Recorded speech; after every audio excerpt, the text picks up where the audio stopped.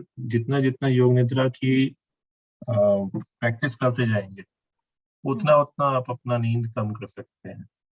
Basically आप राजा बन जाएंगे अपने हर चीज के, कर्मेंद्रों के साथ साथ शरीर के भी। तो एनीवे द क्वेश्चन वाज कि जब ये एजेंडा बन रहा था तब बात हो रही थी कि सभी लोग साइलेंस पसंद नहीं करते हैं। I mean, they want the mixture of classes plus silence. I mean, 50% classes and 50% yoga. Then there was a thought कि why don't we break into two parts, कि हम दो ग्रुप बना देंगे, एक तो those who wants to go to a complete silence or those who want classes. तो फिर somehow mixed charity ही हुआ है जो कि मेरे को पता चला है। So how do you see, जो जिन लोगों ने भी attend किया है, कि आप में से कितने लोग चाहते हैं कि डीप एक्सपीरियंस साइलेंस से होनी चाहिए, इस तरह की भट्टी होनी चाहिए, या जो अभी हुई है क्लासेस प्लस साइलेंस, या सिर्फ क्लासेस? No, सिर्फ क्लासेस तो is definitely doesn't feel like silence plus classes will be helpful. And I mean, class, the 50-50 kind of thing. I would say 25% maybe classes, because 25%. because what my experience is with the other भट्टीज, इतनी सारी भट्टियां attend करी हैं, उसमें जो इतनी सारी classes होती हैं अंदर नहीं समाती, और कोई ना कोई क्लास हमको मिस करनी पड़ती है, बिकॉज यहाँ पे इतना कंफ्यूजन हो जाता है, बिकॉज सबका अपना तरीका है आपको समझाने का, और सब अलग तरीके से ज्ञान को आपको समझा रहे हैं, कोई कैसे बता रहा है, कोई कैसे बता रहा है, so there's a lot of clutter then. So you end up missing some classes. तो and I remember going for yoga instead of attending the class. तो इसलिए मुझे तो लगता है कि योग पे ज्यादा फोकस होना चाहिए, because right now that is the need of the hour. Even I like yoga more. हाँ. Okay. That is my. जी बाकी. और मेरे साथ जो भी मेरे साथ 3-4 लोग थे, उनका भी यही था कि प्रीति बहन wants to share something. हाँ जी प्रीति बहन. भाई जी, जो भट्टी थी ना, इस भट्टी के अंदर जैसे फर्स्ट थिंग क्या थी कि वो उस चीज के बारे में समझा देते थे, और फिर उसमें योग में जब हम बैठते थे ना तो बिल्कुल उसकी अनुभूति होती थी। तो इस टाइप की भट्टी, मतलब स्पार्क का मतलब जो फर्स्ट जब स्पार्क स्टार्ट हुआ था, मे भी शायद वो उसी तरह से स्टार्ट हुआ था, क्योंकि हम उस टाइम थे नहीं, पर बीच में जब हम आए हैं ना, उस टाइम क्लासेस ज्यादा होती थी और योग कम होते थे, तो वो इतनी अनुभूति होती नहीं थी। इस टाइम जो क्लास में हुआ है ना, कि पहले उसके लिए समझा दिया गया और फिर उसमें योग में बैठे, तो उसकी अनुभूति ही अलग थी। इसी टाइप की योग भट्टी होनी चाहिए। And class can be lesser than this also. Okay. I think Moodle should be sufficient for the class. We should do the yoga. Anyhow, और कुछ कहना, कोई शेयर करना चाहते हैं? Then we'll start with today's Moodle. कईयों ने online जो देखा है वो शेयर कर सकते हैं। हाँ भाई साहब, ओम शांति। ओम शांति। जो प्रीति बहन बता रही थी कि जैसे पहले गाइड एंड फिर इंटेंसिव जो योग हुआ, पहले जो गाइड कर दें, बता दें रास्ता कैसे चलना है, फिर योग करें, तो वो ज्यादा बेटर था हमारे समझ से। हाँ, डेफिनेटली, बिल्कुल ठीक है। चलिए, एक्चुअली आगे प्लान ये कर रहे हैं कि छोटे से ग्रुप की दिल्ली के अंदर हम 2 या 3 दिन की साइलेंस रिट्रीट करें, may be on the same pattern और may be little more toward silence. मतलब क्लासेस के नाम पे जैसे एक्सप्लेनेशन तो खैर होगी, बट मुरली के अलावा और कुछ ज्यादा ना। भाई जी, when is the Chennai Bhatti, Spark Bhatti? Chennai, most probably in November. नवंबर। हाँ, अभी उसका डेट्स नहीं आया है, बट नवंबर में शेड्यूल्ड है। तो जैसे उसका डेट आएगा then we will share. But we would like to do a small बट्टी 30 से 35 या 40 लोगों की दिल्ली के अंदर इन बिटवीन। तो विल सी, अगर सब लोग इसी पैटर्न पे इंटरेस्टेड हैं, then we will take it forward. बाकी जो क्लासेस वाली हैं वो we will not prefer to do it.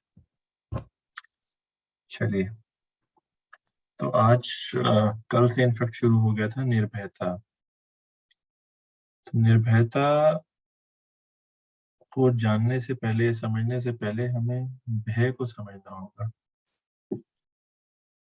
Fear, भय, बेसिकली ये एक बहुत बड़ा विकार है। बाबा इसको मेंशन लेट में करते हैं, 7th और 8th नंबर को देते हैं इसको, फियर। और ये इतना डीप रूटेड संस्कार है हमारा। इनफैक्ट अगर हम बात करें द्वापर से कलयुग, यानी लास्ट 63 जन्मों से हम इस विकार या इस संस्कार के साथ जी रहे हैं। एंड बहुत ही गहरा संस्कार होता है। इतना गहरा संस्कार होता है कि आप ज्ञान के संकल्प दे दें, या अपने आप को कुछ कहानी सुना करके, कुछ मोटिवेशनल स्टोरी सुना करके इसको ओवर पावर करने की सोचें, तो भी नहीं होता है। और बड़े बड़ों को, जिसे कहते हैं ना कि बहुत बहुत बड़े योगी तपस्वी, उनके अंदर भी ये फैक्टर होता है। वाई? क्योंकि 63 जन्मों से हम इसके साथ में जी रहे। भक्ति मार्ग के अंदर हमें जो डर है वो सिखाया जाता है, पढ़ाया जाता है कि भगवान से डरो।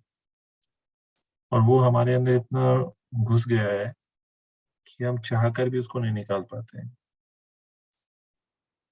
कई बार आप लोगों ने देखा होगा या कई बार महसूस भी किया होगा कि पास में एक, आप चल रहे हैं और अचानक से पास में एक कुत्ता भी आकर के जोर से भौंक देता है, तो भी दिल में हलचल हो जाती है और अंदर से मन डर जाता है गहराई से। या और भी बहुत तरह के डर होते हैं। अंधेरे से डर होता है। और कई बार हमारा जो है, जैसे हम मोटे मोटे रूप से बात करें तो 4 प्रकार के डर होते हैं। इनफैक्ट 5 प्रकार के डर होते हैं। एक डर तो होता है तन का, कि हमारा तन हमसे जुदा ना हो जाए या हम शरीर ना छोड़ दें। मृत्यु का जो डर होता है, ये सबसे बड़ा डर होता है। दूसरा फियर होता है हमको पैसे का, मनी का, लॉस ऑफ मनी या लॉस ऑफ प्रॉपर्टी। जो हमारा धन है वो कहीं गिर ना जाए, व्यर्थ ना हो जाए, वेस्ट ना हो जाए। या प्रॉपर्टी, लॉस ऑफ प्रॉपर्टी भी होता है। तीसरा हमारा डर होता है सगे संबंधियों का, जो हमारे रिलेटिव्स होते हैं। क्लोज रिलेटिव्स भी होते हैं और थोड़े दूर के भी होते हैं। जो दूर के होते हैं उनका इतना हमें नहीं होता जाने का फियर, पर सगे संबंधियों का हमें बहुत होता है। सगे संबंधियों मतलब बहुत निकट के जो संबंध हमारे होते हैं, उनका हमसे दूर हो जाना एक ये अंदर सटल रूप से, बहुत सूक्ष्म रूप से फियर रहता है। चौथा हमारा एक ब्रॉड टॉप में होता है कि फियर ऑफ फेलियर, हार जाने का डर। तो कई चीजें हम होते हैं जो डर के हमारे अटेम्प्ट ही नहीं करते हैं। एग्जाम फियर्स बच्चों में होता है, या हम में कई बार हम जो नॉर्मल खेल खेल रहे होते हैं, मान लो आप बचपन में खेलते होंगे कुछ प्ले गेम्स या क्रिकेट, या जो भी आप घर में भी खेल खेलते हैं, लूडो, कैरम बोर्ड, व्हाटएवर, उसमें भी एक सटल रूप से एक छोटा सा डर होता है कि कहीं मैं हार ना जाऊं और मैं फिर कई बार गेम ही छोड़ देता हूँ, या एक बार मैं जीत गया उसके बाद मैं दोबारा अटेम्प्ट नहीं करूंगा। तो कहने का, अच्छा एक और रह गया लास्ट वाला, जो कि सूक्ष्म रूप से होता है और हमें पता नहीं होता है, नाम मान शान, इसके खो जाने का फियर।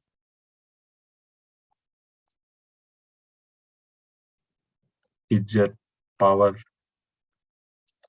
मेरा नाम खराब हो जाएगा, मेरी इमेज खराब हो जाएगी, सो कॉल्ड। हम अपने इमेज के प्रति इतने ज्यादा कॉन्शियस होते हैं, खासकर ब्राह्मण परिवार में, ब्राह्मणों के साथ। और वो फियर हमको कई बार इस तरह से मोटिवेट करता है कि हम कुछ गलत चीजें कर जाते हैं। हमें पता नहीं होता है कि वो फियर अंदर से काम कर रहा है, पर ड्यू टू फियर हम क्या करेंगे कि झूठ बोलेंगे, या कुछ हम स्टोरीज बनाएंगे, या क्या करेंगे, किसी को धोखा देंगे, या किसी की ग्लानि करेंगे, या कोई मेरे से ऊपर ना चला जाए। इस बात का भी फियर होता है, इनसिक्योरिटी। तो ऐसे तमाम तरह के फियर्स होते हैं। अभी बाबा ने कहा कि आज की मुरली में निर्भयता के गुण को धारण करो, और 1 मास का आपको समय दिया जाता है। एंड देन उसमें बाद में बोला कि एक ही काम करो, निराकार रूप की प्रैक्टिस।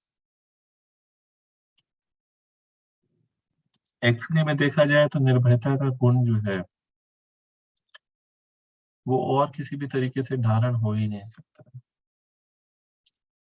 टाइम बीइंग के लिए हम जरूर कुछ मोटिवेशनल स्टोरीज पढ़ लेंगे, या थोड़े समय के लिए हमें जरूर कोई पुश कर सकता है उस डर से बाहर निकलने का।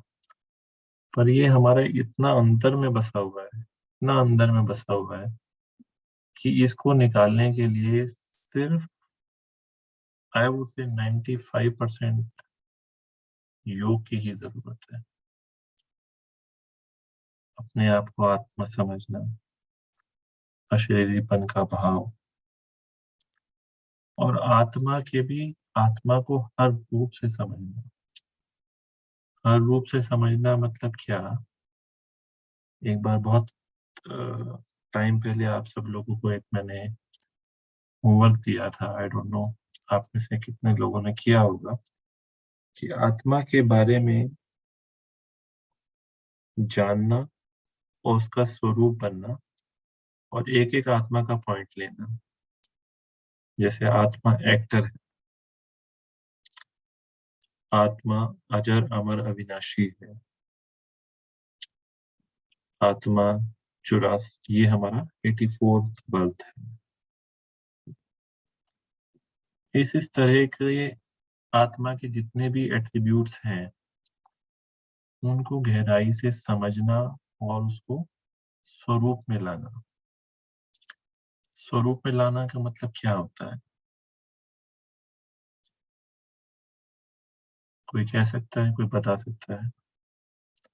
आत्मा या आत्मिक स्वरूप में टिकना, इसका मतलब क्या होता है?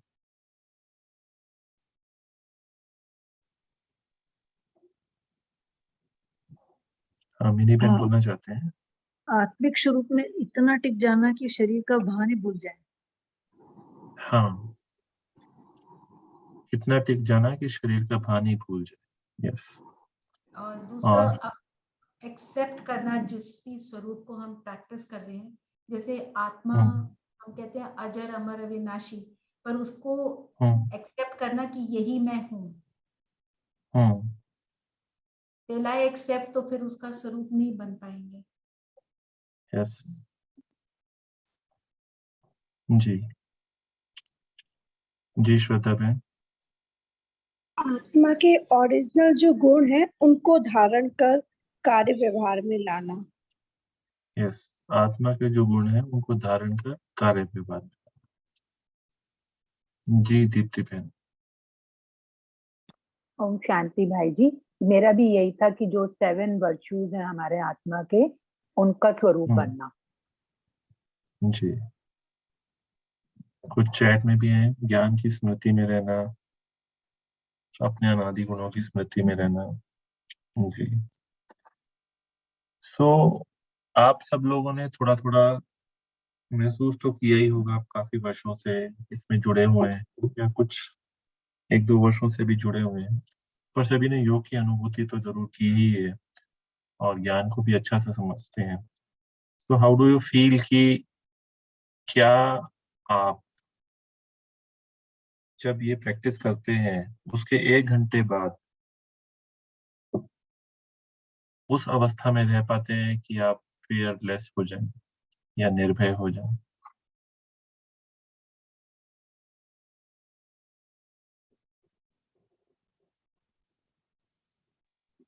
भाई जी कई बार तो क्या है कि भय जो होता है ना, कई आत्माओं में तो होता ही नहीं है। मैंने देखा है, जैसे मैं भी थी, मैं किसी चीज से डरती नहीं थी।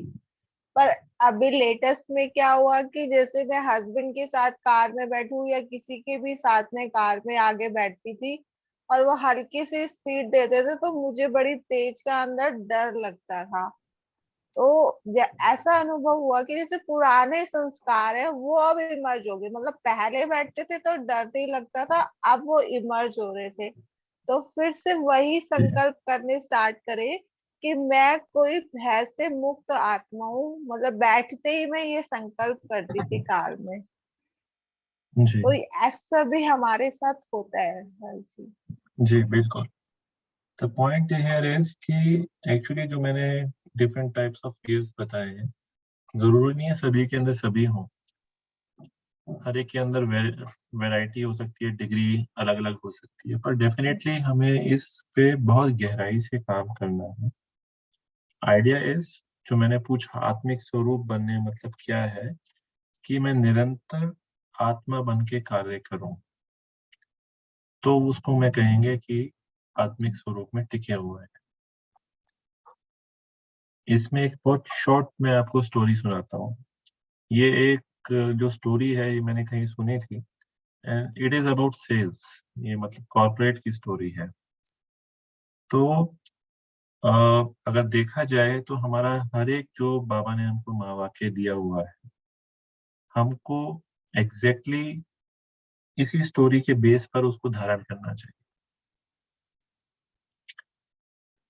बेसिकली क्या होता है कि एक जो 2 भाई बहन होते हैं, एक भाई और एक बहन, बड़े बड़े होते हैं।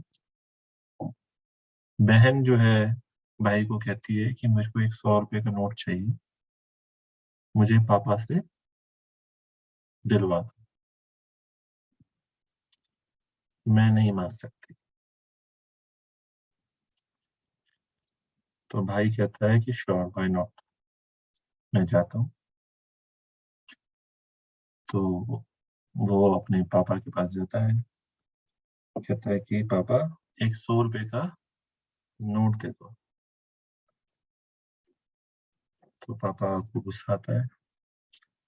पापा कहते हैं चल भाग जाए यहाँ से, कुछ नहीं मिलेगा। फिर जो बेटा होता है कहता है मैं भाग जाऊंगा, पर पहले मेरे को एक 100 रुपए का नोट दे दो। तो उसके पिताजी को और गुस्सा आता है, सुना नहीं तूने, भाग जाए यहाँ से, कुछ नहीं मिलेगा। बेटा कहता है सुन लिया है, एक 100 रुपए का नोट दे दो, फिर मैं चला जाऊंगा। पिताजी को और गुस्सा आ जाता है। पिताजी कहते हैं आज तेरे को थप्पड़ पड़ेंगे, तब तू जाके मानेगा। थोड़ी हार्श भाषा में कहता है मेरे से अभी नहीं बोली जा रही। तो बेटा फिर कहता है कोई नहीं, थप्पड़ मार लेना, पर एक 100 रुपए का नोट दे दो। अगली बार उसके पिताजी चप्पल उठा लेते हैं और उसके पीछे मारने दौड़ते हैं। बेटा फिर भी वहीं खड़ा रहता है, कहता है चप्पल से मार लेना, पहले एक 100 का नोट तो दे दो। पिताजी चप्पल नीचे रखते हैं और एक 100 रुपये का नोट निकाल करके उसको दे देते। तो मोरल ऑफ द स्टोरी क्या है? कोई भी महावाक्य जितना जितना हमको उसकी कन्विक्शन होगी, जितना जितना मेरे को उस पर निश्चय होगा, उतना उतना मैं हर परिस्थिति का सामना कर सकता हूँ। उसके पिताजी 6-7 बार उसको डांटा डपटा और मारने तक आ गए, बट उसको अपनी बात पे फर्म निश्चय था, कन्विक्शन था कि मैं ये कर लूंगा। And then he finally won. अभी जो हमारे फियर की हम बात कर रहे हैं, और उसके लिए हमने रेमेडी भी हमको पता है कि हमें जितना जितना हो सके परम धाम की स्थिति में, आत्मिक रूप की स्थिति में बैठना होगा। पर जब तक मेरे को इस बात का कन्विक्शन नहीं है, तब तक मेरे को छोटी छोटी परिस्थितियां, छोटे छोटे बेगन हिलाते रहें। बट जब मेरे को निश्चय हो जाएगा कि नहीं, यही रास्ता है, इसी से मैं आगे बढ़ूंगा, तब बाकी जो भी परिस्थितियां हैं या जो भी हमको बह दिलाने वाली चीजें हैं, वो सब खत्म होती चली जाएंगी। इसलिए जितना जितना हम बाबा की बातों को गहराई से अनुभव करके अपने निश्चय की परसेंटेज को बढ़ाते जाएंगे, कन्विक्शन के साथ में करते जाएंगे, उतना उतना हम हर एक गुण बहुत आराम से, बहुत इजीली हमारे अंदर आता जाएगा। एफर्ट्स करने की जरूरत नहीं पड़ेगी। आप ये देखो, जितने भी गुण, मैं शायद पिछली बार भी मैंने कहा था कि जितने भी गुण हैं, अगर हम अपने आप को यथार्थ रूप से आत्मा समझने लग जाएं, यथार्थ रूप से योग करने लग जाएं, तो सर्व गुण संपन्न आप बहुत जल्दी बन जाओ। एक एक गुण को जानना, एक एक गुण को समझना, ये अच्छी बात है, पर जो हमारी प्रैक्टिस है वो हमारी निरंतर अशरीरी में आत्मा हो, यथार्थ रूप से अपने आप को आत्मा समझना, ज्यादा से ज्यादा देर परम धाम में टिकना, ये सब अभ्यास आपको सर्वगुण संपन्नता की तरफ लेते चले जाएंगे। सो ये आज का जो मेरा विचार थे वो कहना मैं चाहता था। बाकी अभी हम अविनाश भाई जी, हाँ ये जी, ना 2 मिनट में ये डिस्कनेक्ट हो जाएगा, दोबारा सब प्लीज कनेक्ट हो जाइए। आई जस्ट वांटेड टू से अच्छा 45 मिनट्स खत्म हो जाएंगे। चलिए, तो एक क्वेश्चन दे देता हूँ तब तक ज्वाइन होने से पहले, या एक छोटा सा अभ्यास। जब हम कट करके फिर जुड़ेंगे, 2 मिनट के लिए अपने आप को आत्मा समझ के परम धाम में अपने आप को लेके जाएंगे, और वहाँ थोड़ी देर बैठेंगे और वहाँ की जो साइलेंस है उसको महसूस करेंगे।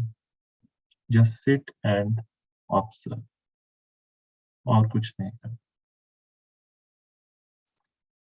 ओम शांति।